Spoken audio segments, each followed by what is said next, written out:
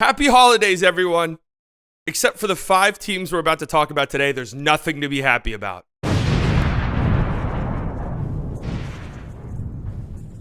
Today, we're going to talk about the 5 teams in the NBA I think have the absolute worst vibes. The teams that I watch them and I just think to myself, oh my God, was there a fight in the locker room before the game? Like, the team looks like they hate each other. They don't play hard. They're moping around the court. The fans are upset. That's what I'm talking about here. We're gonna get into it. We're gonna look at the teams where I think the vibes are the most fucked. Okay, and if you know me, you know I'm a big believer in that stuff. I really do think that you could watch a team, and if their vibes look good, that gives you a general sense of where they're headed as a team. If the vibes look bad, well, then more than likely bad stuff is about to happen with that team. So I think it's an important thing to check up on. We're going to do it today. Keep in mind, this isn't like a record thing, okay? Like, the tanking teams, yes, the record sucks, but I don't think their vibes are bad. In fact, usually more often than not, tanking teams have the best vibes in the NBA because there's like no expectations, right? We can watch Bol Bol go around and do crazy, one-step dunks. Everyone freaks out and loses their shit. And a game the Magic lose by 30. No Magic slander here, okay? I'm sorry. Shout out to NBAU. Shout out to Court Cousins. We love the Orlando Magic on this channel, so I didn't mean to slander them, but I'm just using them as an example, right? Tanking teams usually do not have bad vibes. So let's just get into it. 5 teams where I think the vibes are horrendous for one reason or another, and reasons why you should be a little bit concerned about them if you are a fan of these teams. Let's start with some honorable mentions. Like, let's get some teams out of the way before you guys ask about them. The Miami Heat. Yeah, they've been frustrating so far this season, but there's been a ton of injuries and stuff, and when they're healthy and Jimmy plays, they've reeled off some pretty impressive wins, so I'm gonna hold off on them for a little bit. The Lakers, whenever I tweeted this list out yesterday, people were like, oh, the Lakers. Yeah, the fan base might be completely and totally in disarray, but you watch the Lakers play, the vibes are not bad, man. They shit talk, they showboat, they rock the baby, they dance. Like, they probably have the best vibes out of any, like, disastrous team I've ever seen in my life. Okay, like, the vibes are not bad on the court. The Suns, a lot of people asked about the Suns. Yes, the Suns have lost 5 straight games, and over those 5 games, they have a net rating of -12. That's the lowest in the NBA over that stretch. So they've been getting their ass, not only are they on a 5-game losing streak, but they've been getting their asses kicked. But I still can't put them on here because going into that 5-game losing streak, they were the 1 seed in the West, right? So yeah, it's been a little bit disappointing over the last week or so, but overall, they've still had a good season. I can't put them on here in good faith. And the Washington Wizards. What about the Washington Wizards? Yeah, they've lost 8 in a row, longest losing streak in the NBA. Their longest losing streak since 2012. Beal is hurt. He's doing the classic Beal, like, head down, like, fuck, man, I can't believe this shit. Stuff that we get from Bradley Beal once a year, it feels like. KP's hurt now too. But this is actually a good thing. Like, if I'm a Wizards fan, my vibes are not bad. My vibes are actually kind of good because this team desperately needs to tank. So maybe this losing streak can help spark something, okay? Let's get into the top 5. The 5 teams I think have the worst vibes in the NBA, starting with number 5, the Toronto Raptors. And this one shocked some people whenever I tweeted out my list that the Toronto Raptors were on here. Listen, right, going into the season, they were kind of a blog boys pick. Like, not too many people were hyping up the Raptors, but, people in the know, people with podcasts and stuff, they're like, the Toronto Raptors, man, you got to keep an eye out on them. They might take a huge step forward this year. There was kind of a decent amount of expectations for them heading into the season. They're 2-5 over their last 7 games. They've just really looked like a mediocre team. And I think beyond that, there's some stuff with the players that if I'm a Raptors fan, I'm legitimately concerned about. Like, Fred VanVleet has been horrendous. Like, he's just straight up not been good at all this season. He's shooting 32% from 3 on 8 attempts a game. He's shooting an abysmal 44% at the rim. And I know that's always kind of been Fred's thing, right? He just cannot finish at the rim. His true shooting percentage is 52%, which is the lowest it's been since his rookie season. And even though he had like a strong start to their game last night, as of the time I'm recording this, they lost to the Kings by 1 point last night. And Freddie had, I think, like 38 points. But he had like 35 or 34 or something going into the 4th quarter. And the offense was just awful down the stretch. He was just dribbling the air out of the ball. That's a problem that happens way too often with Fred VanVleet. And, Scottie Barnes had a good game last night and was sort of dominating at times. And there was a moment where, like, Fred brings the ball up, doesn't pass it to Scottie Barnes, and Scottie Barnes is, like, visibly upset on the court. And I hate that shit. I don't like seeing that. Whenever I see, like, outward frustration, that's going to happen from time to time. But I think that when it happens on a team that's been struggling, then there's a cause for concern. And I saw that last night, and I thought, oh, yeah, things are bad.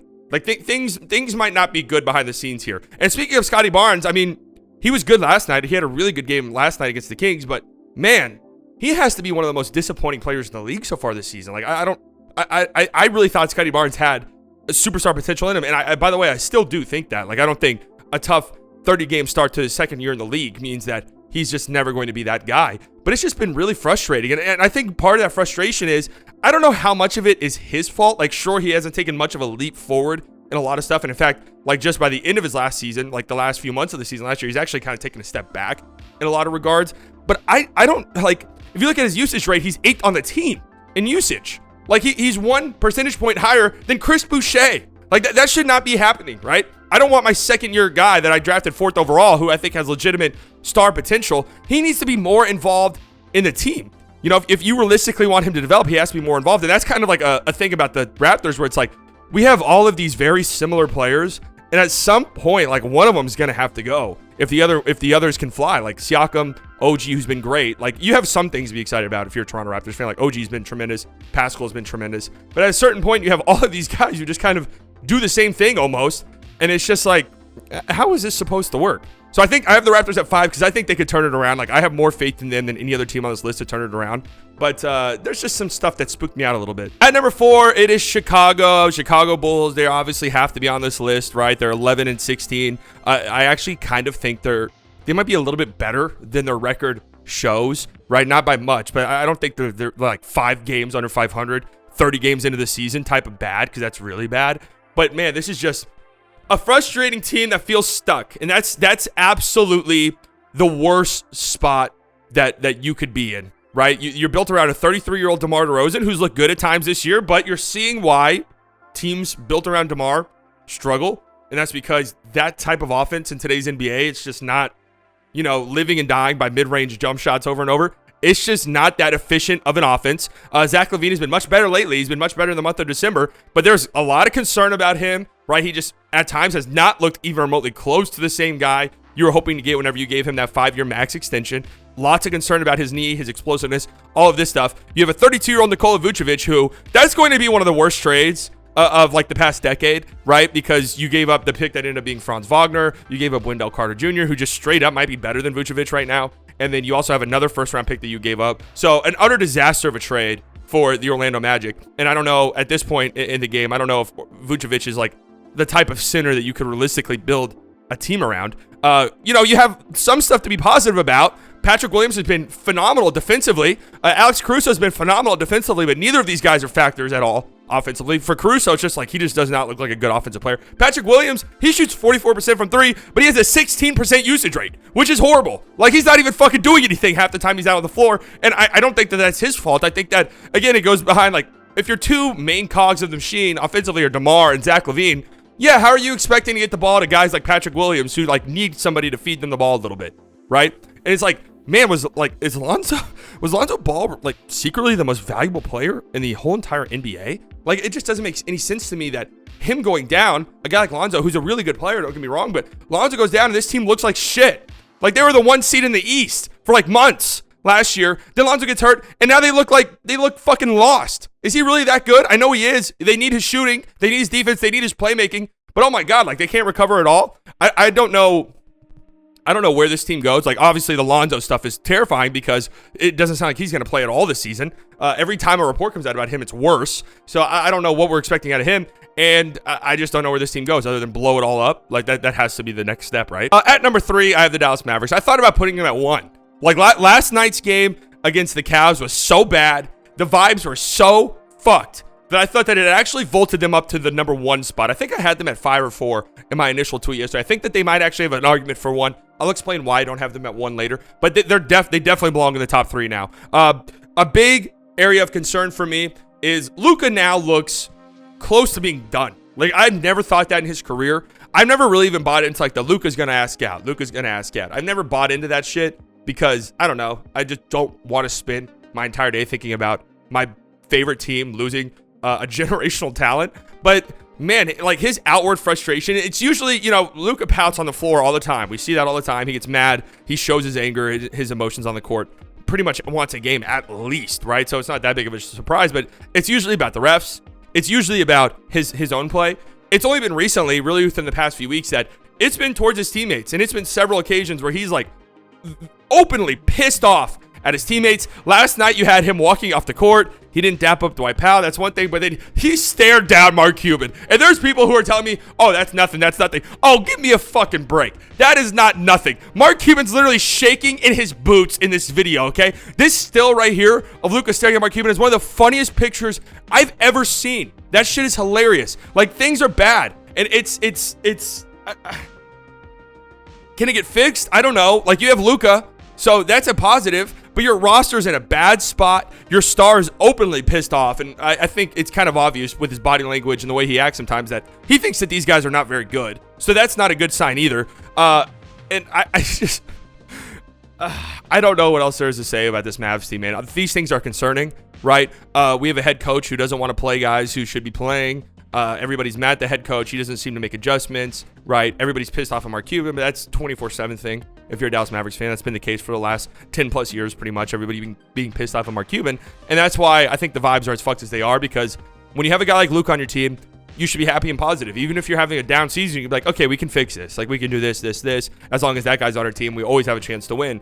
But nobody has faith in this front office, and they shouldn't.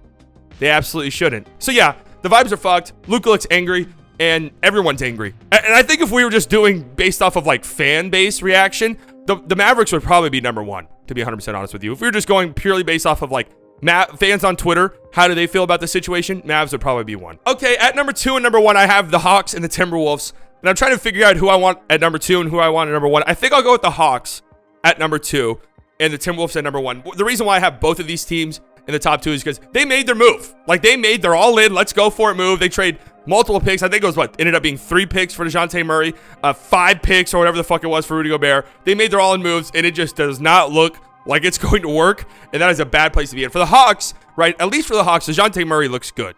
And there's a world where it's like, okay, Trae Young is having maybe the worst season of his career. Like, I don't know. It's definitely up there. Like, the second half of his rookie year was insane. He's been really bad so far this season. He has a career low from 3, I think. He's under 30% from deep.